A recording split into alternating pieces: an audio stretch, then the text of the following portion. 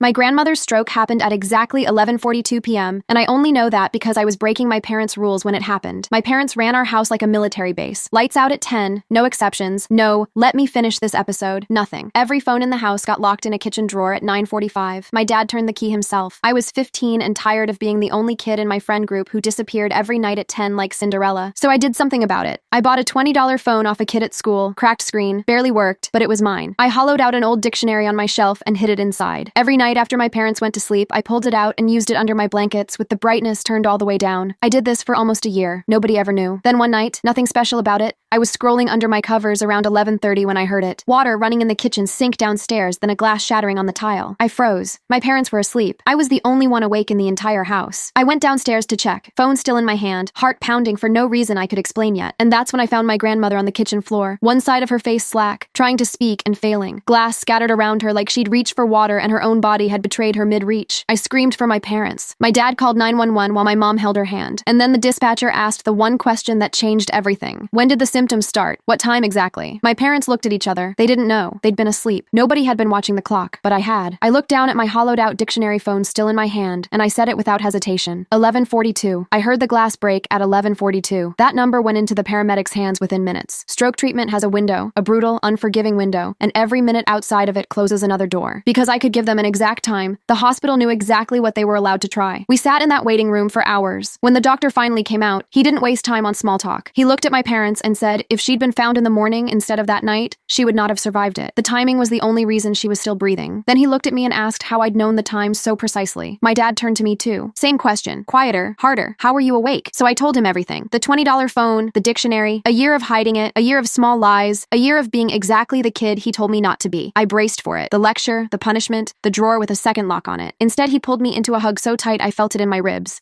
And he didn't let go for a long time. A week later, he sat me down and told me the rule was changing. Lights out moved to 11:30. Phones stayed in our rooms. He said he'd spent years worrying about a habit that turned out to be the reason his mother was alive, and he'd rather have an honest kid awake than an obedient kid he couldn't reach. My grandmother recovered most of her speech within a few months, and every single night since, at exactly 11:42, my phone buzzes with the same two words from her. Good night, sweetheart.